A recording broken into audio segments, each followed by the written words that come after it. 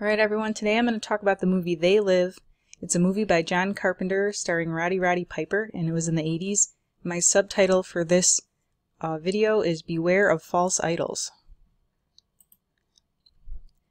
So in Exodus, we were warned of false idols. So I'm going to read it to you here. And God spoke all these words. I am the Lord your God, who brought you out of Egypt, out of the land of slavery. You shall have no other gods before me. You shall not make for yourself an image in the form of anything in heaven above, or on the earth beneath, or in the waters below. You shall not bow down to them or worship them.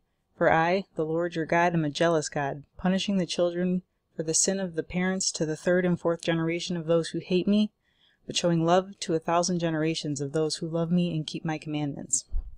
So in this section right here, I've highlighted the words not worship them, because the Bible's warning not to worship false idols. So the reason that I'm talking about this movie today is I like the imagery here. What happens in this movie is Roddy Piper's character, he's just a normal guy walking around, trying to figure out life. I guess he's kind of a drifter in this movie. And he stumbles into a church actually it's it's people having a meeting, but they keep playing, they're playing a recording of people that are worshiping, and he goes in there and then he finds a box and it has sunglasses in it. And so when he puts these sunglasses on, you can see right here, he can see the real agenda behind all the advertisements.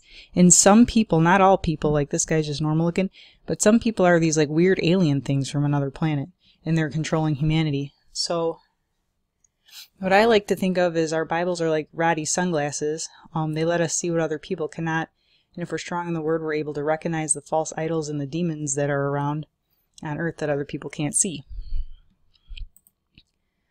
So here he's got his glasses on, and he can see.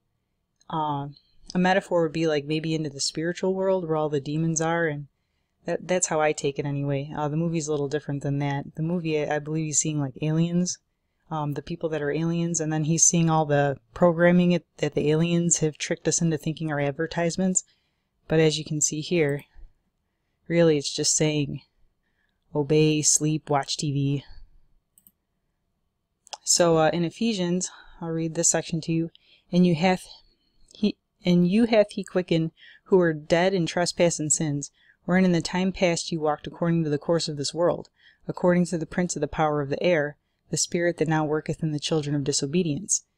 So like before, he was just like everybody else. He was just walking around seeing this part of the world, not realizing that, there's spiritual demons here. Among whom also we had our conversation in times past, in the lusts of our flesh, fulfilling the desires of the flesh and the mind, and were by nature the children of wrath, even as others.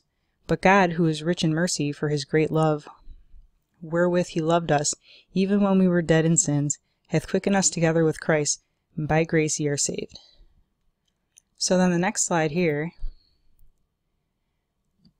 Okay, so before Roddy had these sunglasses in this movie, he saw people holding money and it looked like the dollars that we see. But then once he put those sunglasses on, he saw this. It says, "This is your God." Here's a closer up of it.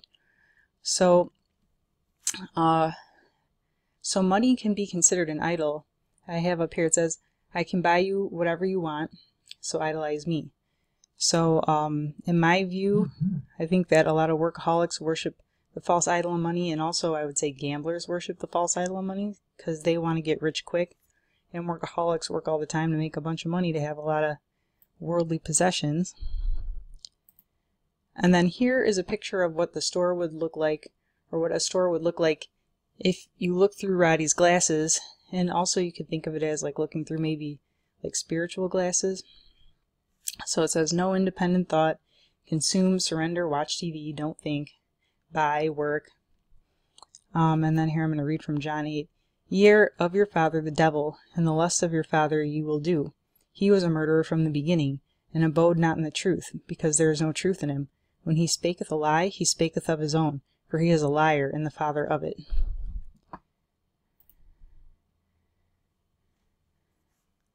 So here are other images of people that can be construed as idols, but if you look through like a biblical lens, you would see them for what they are. So this right here is Kim Kardashian. This is Bruce Jenner, or Caitlyn Jenner, I guess now. And then this would be Katy Perry.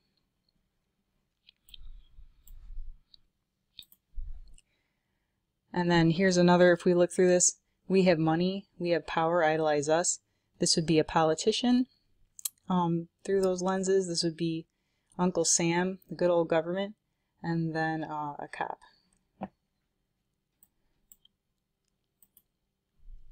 And so I put this slide in here because that movie came out, I think maybe a year ago, and I don't know what it was for. I know it was Straight Outta Compton, that's what it was. And these guys are rappers, and so I put this one next to this one because these would be like the warriors for Christ. If God is for us, who can be against us? And then they're going to war with these guys right here. So then another thing I wanted to touch on in this video is, but aren't Christians just as fooled? They're obeying God, so what's the difference? So in my belief, I put it as my belief that everyone obeys someone or something, money, fame, fortune. I choose to obey God because he is my best interest at heart. He's not some tyrant telling me that I cannot do something because he's cruel. It's quite the opposite. He's telling me to stay away from some of the things of this world because he is divine and he knows those things will hurt me even if I can't see it. And I also believe that God divinely wrote the Bible through the apostles to guide humans because he loves us. And I know that I am only human and I'm not divine. So I don't pretend to be the creator. I know he created humans and he knows what's best for us. And also, if you're not obeying God, you're obeying the devil by default. And here's a picture of what the devil thinks of humans. He tries to just devour us here.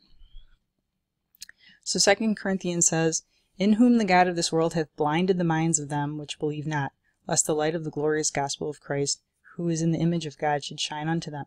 So Satan's blinding the people that don't believe in heaven or hell, or say there is a God or there is Satan, and they just say, oh, that's not true, it's some sort of myth. That's because the devil's blinded them. And then 1 Peter says, "Be sober, be vigilant, because your adversary the devil, as a roaring lion, walketh about, seeking whom he may devour." So this is a picture of him devouring people that have no idea that he's roaming around trying to ruin their lives. And so here's a continuance. If you're not obeying God, you're obeying the devil by default. And so here's what I think of the devil. I believe that the devil hates human beings. The devil lies to humans by offering counterfeit short-term happiness in exchange for long-term unhappiness, that should say on earth and for eternity. And then I also think that the devil is the father of lies and would like nothing better than to turn humans away from God so that they must spend eternity in hell. And here's a picture of what I think hell probably looks like, with people just being tortured and mutilated for eternity. Yep, so in sum, we gotta put on our spiritual glasses so we can see, read the Bible so you know what it says, and you can see through biblical lenses, and yeah, then you'll be able to catch the difference. You won't fall for these false idols. You'll see what they really say.